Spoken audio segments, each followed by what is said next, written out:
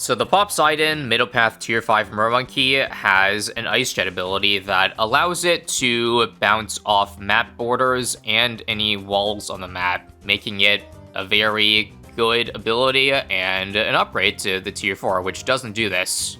Except, wait a minute, it actually does now? Yes, you're looking at that right. Before this update, you couldn't do this, but now for some reason, the Mermonkey the Tier 4 has the ability for its Ice Jet to bounce off map borders, which I don't know if this was intended, because it wasn't specified in their initial patch notes, only on the alternate side, so I'm not sure whether it's a bug or supposed to be a feature, but we'll take what we can get. Not only that, but the tower also received intentional buffs this update. It actually increases in range even more when you put it on water, up to 35% instead of 25%, and the longer lifespan on the Ice Jet really helps. Because now that those Ice Jet balls can't fly out of the map border, it's gonna bounce around for a whole 10 seconds instead of 6.7, so an extra 3 seconds of damage is pretty damn good, at least I would say so myself. And so that's why we're playing on Ancient Portal here, a map that isn't fully enclosed, so that we can actually showcase this, again, I don't know whether to call it a bug or feature, but this cool thing. It does have some borders, as you can see over on this side here, and this, but now it won't fly off the other, like, 75% of the map that isn't fully enclosed. So that's really good, and because the ability lifespan is increased with top path, this is obviously now the superior path. Sometimes you'd want to go bottom path because you want the main tridents to seek, but that's hardly going to be any of our damage in this run here, and I guess I should mention at this point that together with these changes, we're going to attempt 2 Mega Pops on the Middle Path Mermonkey. Hope you're personally not burnt out on those, because I think this will be very interesting to see like how much we can buff this thing and have it just destroy every round largely on its own. It does scale with attack speed buffs and whatever damage buffs you give, so yeah. Overclock, Homeland, all that are going to be the top tier buffing options after we get it up.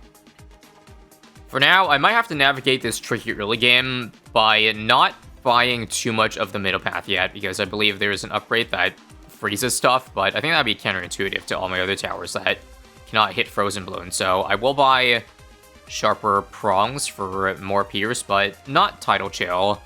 All you need to know is that Riptide Champion is $2,000, so we need to just save 2k, and then we're there. I'll probably just get, again, Airburst Darts.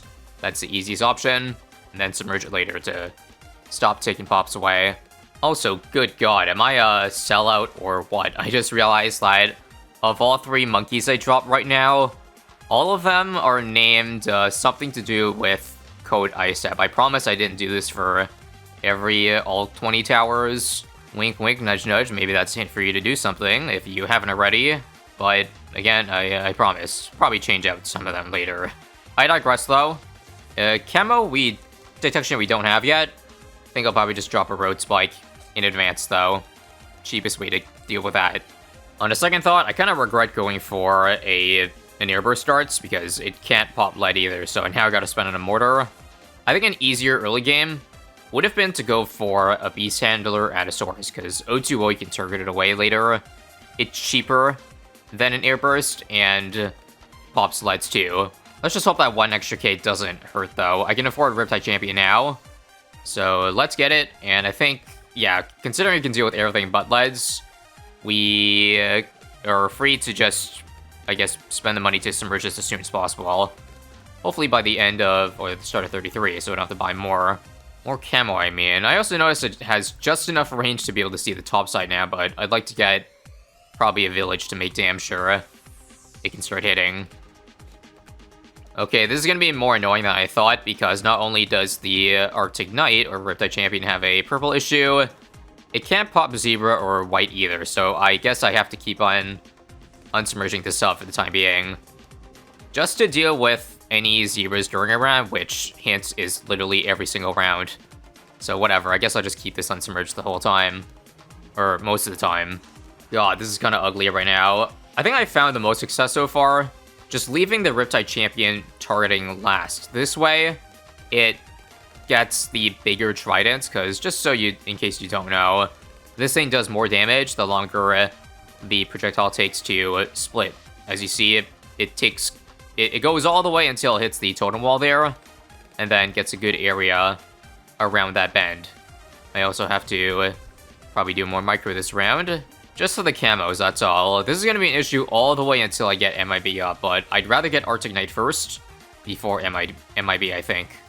Also, don't mind me, if you notice the mortar is missing now from this corner, I didn't sell it. It's chimps, but I went back a couple rounds because I forgot that this thing already hit lead, so the mortar was unnecessary. So now we're 8-10 closer to affording Arctic Knight. Unfortunately, normal rounds are still a big struggle, because surprise, surprise, there are zebras literally everywhere. Yeah, this is gonna happen pretty much every round a couple times, I think. Okay, at this point, screw the save up to Arctic Knight. Let's just get Outbuff. I know it doesn't help our zebra issue, however, I guess the Alchemist does hit when balloons are very late, so it might make a small difference, as well as this thing just doing more damage in general, so we can probably catch things at the exit once we do pop zebras, if you know what I mean. Case in point, round 39, I can basically do first try, because it has enough damage. How about for round 40 here? How's the mob damage on this guy? Not good. As long as we freeze it, I think we can clutch the rest, though. Oh, almost. The second and third time were not a charm, so screw it. I know a lot of people hate on Jerry Fire, but I promise that this is not really abuse. It's just covering a weakness of the tower, rather than making this thing do a large amount of damage. So I'm going to use that to break the mob a little bit earlier. But now, okay, it still doesn't work, but it should work eventually. Well, until we get a MIB, this will be a very important tool, so that I don't, like, crash out because of, you know, having to restart so many rounds because I lack zebra popping or some random stray zebra leaks. It's just no fun seeing this thing struggle to every single round, you know what I mean? There's only one round left till it expires. I will only refresh it if I can't buy a MIB at the end of this round, and I think I'm a bit short, right? With no discount? Yeah, 1,000. So we'll just Jerry Fire again, and keep the show on the road. I know the Arctic Knight is affordable, but I think it has the same weakness. And also, I think I just want to get a MIB first, so I can stop worrying about it. Arctic Knight is for the late game. Don't forget too, Jerry Fire doesn't have pop purple, so that's still an issue, and therefore, I've got to unsubmerge a sub briefly, and somehow, the sub can't keep up with Camel Purples of all things. A lot of retries needed for this run so far, but hopefully this is the last of the retries, and hopefully it's smooth sailing, now that we got a MIB after this round here. Boom. And perfect, we got Arctic Knight just as the other Jerry Fire expires, so you want to watch it go to town. I don't think, or actually, wow, this does have enough mob damage without buff, so I guess I don't need to use this. But just to show you how ridiculously overpowered this is, even on a map with no walls, here's one ability. And yes, we're hoping this carries, or this does enough damage all the way to the end of the game. We'll go for Overclock next, and there was something I was just thinking about that I could have done, although very annoying, but also big brain. Instead of spending this much money on an MIB, I could have gotten 2 Deadeyes, because 2 Deadeyes will allow the Arctic Knight to hit any type of balloon, including purple and zebra, while also giving a range in the process. It just occurred to me, because I don't think I can get much more range than this, unless I, well, go for the Deadeye, and okay, I guess I'll have to use this to clean up 60 here. Also, I should have you know that I play this game largely with quality of life mods enabled, I would say 80% of the time at this point. The only 20% is when, say, I'm playing a ranked boss, where you can't really get a score on the leaderboard unless you turn off all your mods. But otherwise, I like to, for my sanity, automate things for me, even if it may break the spirit of the literal challenge, aka this being chimps mode, but there's a tech bot over here. Let me just again explain myself. I don't want to keep spamming. I'm only going to use Overclock on this thing for the rest of the game. So yes, I like to justify my use of powers in chimps mode so I can automate things better and, again, keep myself sane. Not that having to press overclock on a tower is that backbreaking, but, you know, why not do that? I know some people won't take any excuse and just say I'm lazy, but that's just how I like to play the game. That's all. Now, that's the only thing I'm going to automate, though, because stuff like a Call to Arms, you cannot automate. You want to time it with the Arctic Knight ability so that all of, like, for the whole duration, you get 50% extra balls. What I'm saying is you don't want to spam your lifeline. You want to use it strategically. So, let me show you an example. That's a lot of damn balls. And it even carries over into round 80. And already pops the entire ZMG for us. How convenient is that? And hopefully, now the biggest issue is that the Ice Ball ability or uptime does not cover the whole cooldown of the ability itself. So there might be an issue where, say, I beat a round too quickly, or if I delete a big chunk of the round, but whatever I leave left isn't enough for the Riptide Champion damage to cover the rest. So there probably, I guess, this probably won't be a black border all the way to round 100, unless I play super carefully. I'm also greedy, and I would love to be able to get a homeland defense, so I will probably have to restart one of these rounds until affording the 43k for that. After I get the homeland, though, that's about all the extra attack speed bonuses I can give. And so at that point, I'll get more support, like ice or glue. And by the way, I know if you buy reactor, it'll decrease the cooldown of this by 15, but it'll also do damage, so I don't want that. And also, in case you see right now, the cooldown of Call to Arms and Ice Jet is the exact same. I think I never want to use Ice Jet without Call to Arms, so that's why I think Reactor is probably a low priority, because it won't decrease the cooldown of this thing. And the good news right now is at least the Arctic Knight can handle endless Moabs, just with an overclock buff. Pretty rad. Now, end off 84, and we're so close to homeland. One more round. Please, let me get another combo off. There, and there. Easy. Now, it's a bit of a bummer that this new feature doesn't also come like last update, because this update, they removed the ability for mermonkeys to be affected by the attack speed of Brickle, which would have made things even more insane, because on top of the amount of balls you see here, just imagine X2.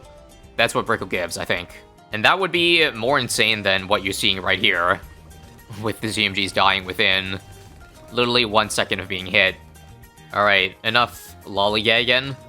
It's time to go for at least, I believe, a Relentless Glue. And then probably some Sabos and Snowstorms later. To be fair, with how strong the Arctic Knight ability is alone, there might be some merit, like, in terms of better survival, just to say use the Ice Jet without Homeland, and then use Homeland after it's already used, which again is counterintuitive, but it would technically help, say, survive rounds like this. You see what I'm saying?